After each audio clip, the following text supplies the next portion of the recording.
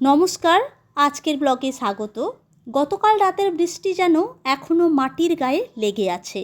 সকালে বেরিয়ে দেখি চারপাশটা একদম ধুয়ে মুছে পরিষ্কার, ভেজা পাকা রাস্তা চকচক করছে। গাছগুলো যেন নতুন করে সবুজ হয়ে উঠেছে, ফুলগুলোও আজ একটু বেশি সুন্দর লাগছে। মানুষজন যে যার কাজে বেরিয়ে পড়েছে, আর আমি যাচ্ছি একটা নিমন্ত্রণে। আজ পাড়াতুতো এক মামা শ্বশুরের বাড়িতে নেমন্তন্ন আছে। ওনাদের বাড়িতে আজ একটা বিশেষ অনুষ্ঠান আনবলি দেওয়া হবে। সকাল থেকে না গেলেও পারতাম, কিন্তু ভাবলাম এত সুন্দর একটা আয়োজন আপনাদের সাথে শুরু থেকে শেয়ার না করলে যেন ঠিক জমবে না। আমি তো এখানে প্রায় 6 বছর ধরে আছি, এই সব অনেকবার দেখেছি, কিন্তু আপনাদের জন্যই আবার নতুন করে দেখা, নতুন করে অনুভব করা। আপনারা ব্লগটি স্কিপ না করে পুরোটাই দেখুন। আশা করছি আপনাদের ভালো লাগবে আর আপনারা একটা নতুন জিনিস জানতেও পারবেন। സ്വന്മനോപീശ്വരസ്ത്വം തൊയ്യുച്ചൈര്യാരമന്തി പ്രതിപദമധുരെ ചേതനാസ്ഫീതഭാഗ്യ ത്വം ച ആത്മാരാമയേ വേദി അതുല ഗുണഗണാധാര ശൗര്യേ നമ। এখন সকালবেলা নারায়ণী পাঠ হচ্ছে। নারায়ণী পাঠ মানে হলো ভাগবত পুরাণের ভক্তি আর কৃষ্ণের মহিমার সংক্ষিপ্ত পাঠ, যা ঈশ্বরের আশীর্বাদ পাওয়ার জন্য করা হয়। এদিকে রান্নাবান্না চলছে, অনেক লোকের নেমন্তন্ন আছে। তো চলুন একটু দেখিয়ে দিই, তারপর এই পাড়াটা একটু ঘুরে দেখাবো। এই পাড়াটা এত সুন্দর একটা পাড়া, মানে আমাদের পাড়াটার থেকেও এই পাড়াটা আমার খুবই ভালো লাগে, এত সুন্দর, আপনাদের খুবই ভালো লাগবে। আর আজকে বৃষ্টি হয়েছে, বৃষ্টি হওয়ার ফলে আরও সুন্দর লাগছে চারিদিকটা। তো রান্না এখন ব্রেকফাস্ট হচ্ছে, তারপরে আজকে তো সাদ্যা হবে। এখানে সমস্ত অনুষ্ঠান, যেগুলো মানে বিয়ে বলুন, মন্দিরের যে সমস্ত অনুষ্ঠান, সেগুলোতে সাদ্যা হয়, মানে সম্পূর্ণ নিরামিষ। এখন এই যে নারকেলের চাটনি, আর এইদিকে কি বানাচ্ছে, তিয়াল হবে এটা। আর এই যে ইডলি হয়েছে, এখনও হবে, প্রচুর লোকের নেমন্তন্ন আছে। তো আমি এখন এখানে থাকবো না, কারণ আমাকে বাড়ি গিয়ে ঈশানকে স্নান টান করাতে হবে, ওকে খাওয়াতে হবে, তারপরে আমি আসবো দুপুরবেলা। আসলে এই সকালের দৃশ্যগুলো, এই ভেজা রাস্তা, এই সবুজ গাছ, সুন্দর সুন্দর বাড়ি, এগুলো কিন্তু আজকের অনুষ্ঠানের অংশ না। তবুও আমি আপনাদের সাথে শেয়ার করছি, কারণ জানি আপনাদের ভালো লাগে। যারা শহরের চার দেওয়ালের মধ্যে থাকেন, কংক্রিটের জীবনে আটকে আছেন, তাদের কাছে এই ছোট ছোট দৃশ্যগুলোই একটু শান্তি নিয়ে আসে। আমার এই ব্লগটি দেখতে দেখতে আপনারা প্রাণ ভরে নিঃশ্বাস নিয়ে নিন, আর মনে মনে ভাবুন যে আপনারাও আমার সাথে ঘুরছেন। এই শান্ত স্নিগ্ধ সকালে আপনারা আমার সাথে মর্নিং ওয়াক করছেন।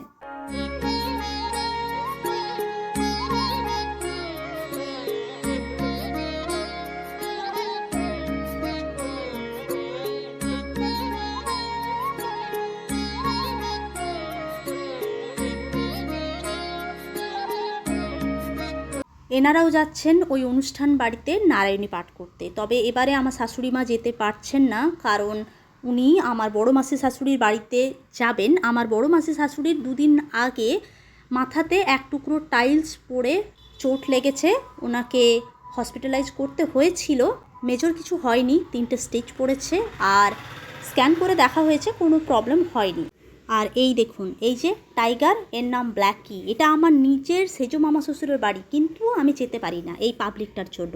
এত ভয় লাগে আমার, আমাকে দেখলে এমন করবে যেন আমাকে খেয়ে নেবে। হ্যাঁ, তো যেটা বলছিলাম, বড় মাসি শাশুড়ি এখন ভালো আছেন। উনি একা থাকেন বলে 2 বোন, মানে আমার শাশুড়ি মা আর ছোটো মাসি শাশুড়ি, ওনারা পালা করে ওনার কাছে যাচ্ছেন। ওনার রান্না বান্না সমস্ত কিছু করে দিয়ে আসছেন। ওনার ছেলেমেয়েরা বাইরে থাকে, কতবার ওনাকে বলা হয়েছে ছেলেমেয়েদের কাছে যেতে, ছেলেমেয়েরা কতবার বলেছে, কিন্তু উনি যাবেন না। উনি এখানেই থাকবেন, মাঝে মাঝে যান, 1-2 মাস করে থেকে আসেন, কন্টিনিউয়াস থাকেন না। এদিকে ঈশানের স্নান করা হয়ে গেছে, এবার ঈশানকে একটু লোশন লাগিয়ে দিই, তারপর ড্রেস পরিয়ে ওকে খাইয়ে টাইয়ে তারপরে আমার টুকটাক কাজ আছে সেগুলো করব। ঈশানের খাওয়া হয়ে গেল। আজকের মেনু হচ্ছে ইডলি সাম্বার, আর এই যে কলা, হনুমানের মতো এখন আমি কলা খাবো।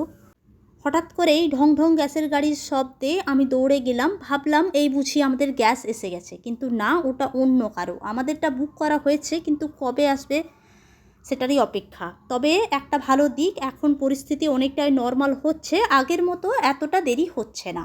আর 23 তারিখ থেকে আমাদের গ্রামে দুর্গা মন্দিরে উৎসব হবে। তো সেই জন্য এখন পরিষ্কারের কাজ চলছে। এই যে দেখুন লোক এসেছে পরিষ্কার করার জন্য। আর ওই যে ডোজার লাগিয়ে এখন লেবেল করা হচ্ছে, পাইপলাইনের কাজ হয়েছিল তো কোড়া হয়েছিল, তো সেই মাটিগুলো এখন লেবেল করা হচ্ছে। আর আমিও চলে এসেছি, আর ঈশানকে নিয়ে এলাম না, যা রোদ উঠেছে ঈশানকে নিয়ে কোলে করে তারপর ছাতা নিয়ে আনাটা খুব প্রবলেম। শাশুড়ি মা তো নেই, একা আমি আনতে পারবো না, শ্বশুরমশাইও আসেননি, ওনাদের জন্য রান্না করে দেওয়া হয়েছে। ঈশানকে খাইয়ে টাইয়ে ঘুম পাড়িয়ে তারপরে আমি এলাম। শাশুড়ি মা এখন বড় মাসি শাশুড়ির বাড়িতে গিয়েছেন, উনি বললেন যদি উনি পারেন তাহলে এসে জয়েন করবেন। তো আমি এখন ফোন করেছিলাম, উনি আসছেন, আমি এখন ওনার জন্য অপেক্ষা করছি। এখন আমি গাছের নিচে বসে আছি, বেশ ভালো লাগছে, ঠান্ডা ঠান্ডা হাওয়া, মস্ত দুটো বড় গাছ, কাজু গাছ, এগুলো কাজু ধরেছে, এখন বোঝা যাচ্ছে না, রাত্রে দেখাবো, রাত্রে লাইটে বেশ ভালো দেখা যাবে। আর এই যে ফুল টুল আনা হয়েছে, এগুলো দিয়ে রঙ্গোলি বানানো হবে, এখানে পুক্কালাম বলে। এই যে আনবলি দেওয়ার জন্য এত আয়োজন অনুষ্ঠান, এই আনবলি শব্দটি আপনাদের কাছে নতুন। যদি সহজ করে বলা হয় তাহলে আনবলি মানে হচ্ছে দেবতার উদ্দেশ্যে নিবেদন বা অর্ঘ্য। কেরালার মন্দিরের কোনো বড় উৎসব শুরু হওয়ার আগে এই আনবলি দেওয়া হয়। কেন দেওয়া হয়? মানুষের এটা বিশ্বাস, এই আনবলি দেওয়ার মাধ্যমে ভগবানকে আমন্ত্রণ জানানো হয়। আমাদের গ্রামে যে দুর্গা মন্দিরটি রয়েছে, এই দুর্গা মন্দিরে প্রতি বছর মার্চ মাসে তিথি নক্ষত্র অনুসারে ডেটটা আলাদা হতে পারে। এবছর 23 তারিখে পড়েছে, কার্তিকা নক্ষত্রে প্রতি বছর একটা বড় উৎসব হয়। এই উৎসবটা মায়ের জন্মদিন হিসাবে পালিত হয়। জন্মদিন বলতে এই মার্চ মাসে কার্তিকা নক্ষত্রে মায়ের মন্দির প্রতিষ্ঠিত হয়েছিল, সেই জন্য গ্রামবাসীরা এই মন্দিরটির যে উৎসব এটাকে দেবীর জন্মদিন হিসাবে পালিত করেন। প্রতি বছর মার্চ মাসে তিথি নক্ষত্র অনুসারে আলাদা দিনে হয়। আর এই উৎসব শুরু হওয়ার আগে একটা আনবলি দেওয়া হয়। এই যে আঙ্কেল আনবলিটা দিচ্ছেন, ইনি পার্সোনালি দিচ্ছেন, ওনার হয়তো কোনো মানত ছিল, কিন্তু মন্দির থেকে যে আনবলিটা দেওয়া হবে সেটা উৎসব শুরু হবার 2 দিন আগে, আজকে হচ্ছে আপনার 18 তারিখ, আঙ্কেল এটা পার্সোনালি দিচ্ছেন। আর মন্দিরের যে আনবলিটা সেটা দেওয়া হবে আপনার 21 তারিখে। তো একইভাবে এই যেভাবে দেওয়া হচ্ছে ঠিক একইভাবে, কিন্তু মন্দিরে কোনো খাওয়া দাওয়ার ব্যবস্থা থাকবে না। আঙ্কেল যেহেতু বাড়িতে অনুষ্ঠান করে এই উৎসবটি করলেন, সেই জন্য আত্মীয় স্বজন গ্রামের সবাইকে নেমন্তন্ন করে উনি খাওয়ালেন। ওই যে দুপুরে আপনাদেরকে অনেকগুলো ফুল দেখিয়েছিলাম, ওই ফুলগুলোর পাপড়িগুলো কেটে আলাদা করা হচ্ছে, গ্রামের ছেলে মেয়েরা আত্মীয় স্বজনেরা যারা এসেছেন তারা করছেন। আর এই যে দেখুন ফুলের আলপনা আঁকা হবে, তার জন্য স্ট্রাকচার বানানো হয়েছে, শিল্পীরা ওইদিকে কাজ করছেন। চলুন আপনাদেরকে একটু দেখাই।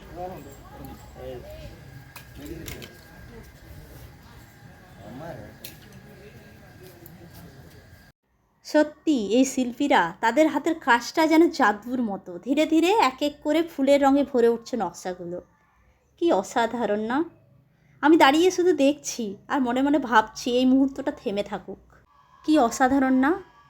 ফুলের কালারের কম্বিনেশন, এখন পুরোটা হয়নি তাতেই এত সুন্দর লাগছে, যখন পুরোটা হয়ে যাবে তখন কত সুন্দর লাগবে। আর ওই যে আঙ্কেল নারকেলের পাতা, তারপর পাকুড় পাতা দিয়ে নানা রকমের ডিজাইন বানিয়ে ওখানে হ্যাং করছেন। এক একটা রাজ্য এক এক রকমের সংস্কৃতি, এক এক রকমের ভালো লাগা। সত্যি আমি লাকি যে আমি এখানে থাকছি, এখানকার সংস্কৃতির সাথে পরিচিত হচ্ছি আর আপনাদের সাথে শেয়ার করছি।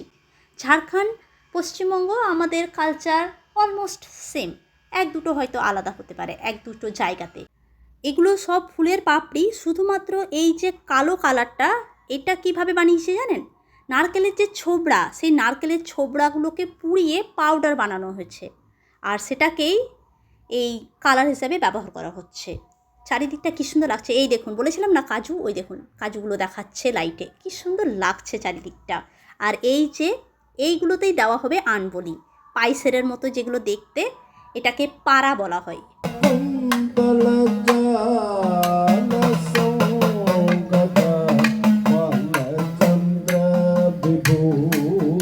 একদিকে শিল্পীরা ফুলের আলপনা আঁকছেন আর অন্যদিকে 2 শিল্পী দাঁড়িয়ে গান করছেন। গানের সুরে পরিবেশটা যেন আরও জীবন্ত হয়ে উঠছে।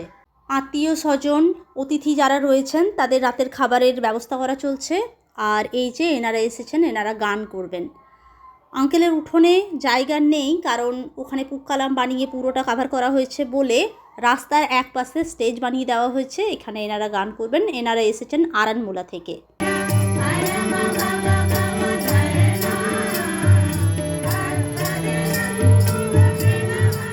আর এদিকে মা মন্দির থেকে বেরিয়েছেন, ওই আঙ্কেলের বাড়িতে যাবেন। আর এগুলো কি বলুন তো, এগুলোকে মশাল বলে। ওই কাপড় জড়িয়ে জড়িয়ে এটাকে বানানো হয়েছে, আর এটার মধ্যে তেল ঢেলে দেওয়া হয়েছে। ওই তেল ঢেলে ঢেলে এটাকে জ্বালিয়ে জ্বালিয়ে নিয়ে যাওয়া হবে।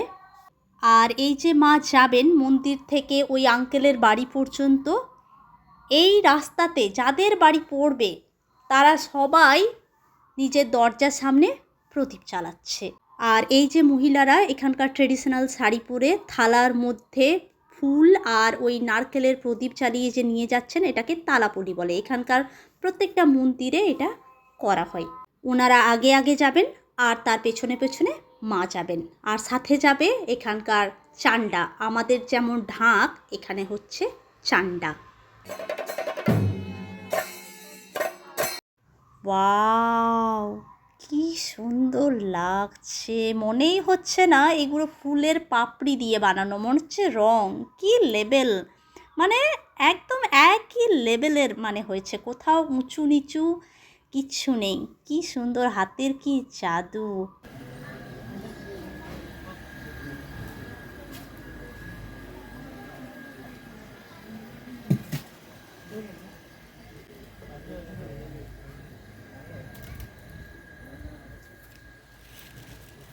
কি বলবো আমি, কোনো অ্যাডজেক্টিভ খুঁজে পাচ্ছি না যেটা দিয়ে আমি এটাকে ডেসক্রাইব করব। আমি ভাষাহীন হয়ে পড়লাম, আপনারাই বলুন। আর এই যে আমাদের পাইসেরের মতো বিভিন্ন সাইজের রয়েছে, এইগুলোতে যে জিনিসপত্রগুলো দেওয়া হয়েছে, গুড়, ধান, চিড়ে, খই, সুপারি, পান, এটাই হচ্ছে আপনার আনবলি বা নৈবেদ্য বা অর্ঘ্য। আমার চোখ আর কোনো দিকে যাচ্ছে না, এই মায়ের মূর্তিতেই আটকে আছে।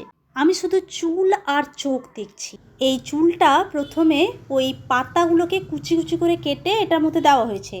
তার উপরে কালো রং করার জন্য ওই নারকেল ছোবড়া পুড়িয়ে যে পাউডারটা বানানো হয়েছে এটার মধ্যে ছড়িয়ে দিয়েছে। এই যে এনারা হচ্ছেন আর্টিস্ট।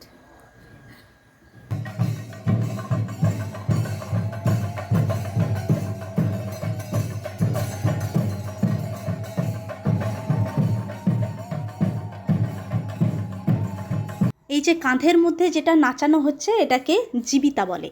মন্দিরের মায়ের প্রতিনিধি হয়ে এটা নিয়ে আসা হয়। এখনও কিন্তু আঙ্কেলের বাড়ি পৌঁছায়নি, এখন রাস্তাতে। ওই মন্দির থেকে আঙ্কেলের বাড়ি পর্যন্ত গোটা রাস্তায় এরকম নাচ করতে করতে কিন্তু আসছে।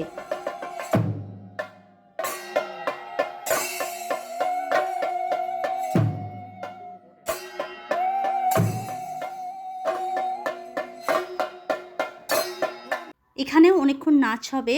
এই যে কাঁধের ওপরে চাপিয়ে যে নাচটা করা হচ্ছে, এটা কিন্তু খুব সহজ নয়, সব পুরোহিত করতে পারেন না। এটার জন্য স্পেশাল পুরোহিত আছে। আমাদের মন্দিরে যিনি পুজো করেন উনি কিন্তু পারেন না। অন্য মন্দির থেকে পুরোহিত এসেছেন, 4 জন এসেছেন, ওনারা পালা করে করছেন। আর ওই যে ছাতার মতো যেটা নাচানো হচ্ছে, ওইগুলো করার জন্য কিন্তু অনেকগুলো লোক আছে, ওনারা পালা করে করে এটা করা হচ্ছে। এটা করতে খুব পরিশ্রম লাগে। এই যে ছেলেগুলো ড্রেস পরে রয়েছে, ইউনিফর্ম পরে রয়েছে, এরা একটা দল। এরা ওই পালা করে করে এই পুরো জিনিসটা করবে আর কি। প্রচুর পরিশ্রম লাগে। আর ওই যে কাঁধের মধ্যে যে চড়িয়ে নাচটা করা হচ্ছে, কাঁধগুলো ওনাদের না ফুলে গেছে। আপনারা ভালো করে লক্ষ্য করে দেখুন, পুরো শোল্ডার ফুলে গেছে।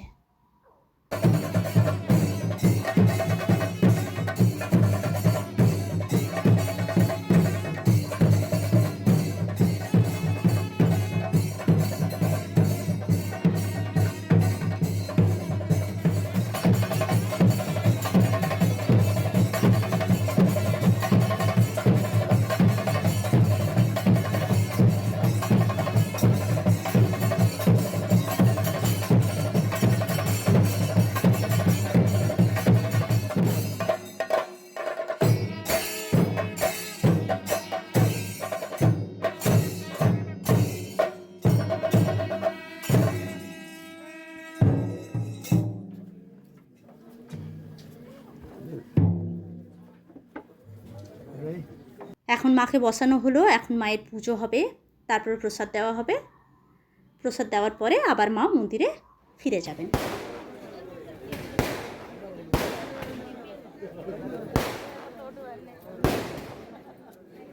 এখন বাজে রাত 11টা। তবে চলুন, আজকের ব্লগটি এই পর্যন্তই। ব্লগটি কেমন লাগলো জানাবেন, ভালো লাগলে একটি লাইক আর শেয়ার করবেন। আর আপনাদের সাথে আমার দেখা হচ্ছে আমার পরের ব্লগে। সবাই খুব ভালো থাকবেন, সুস্থ থাকবেন আর খুব আনন্দে থাকবেন। ধন্যবাদ, শুভরাত্রি।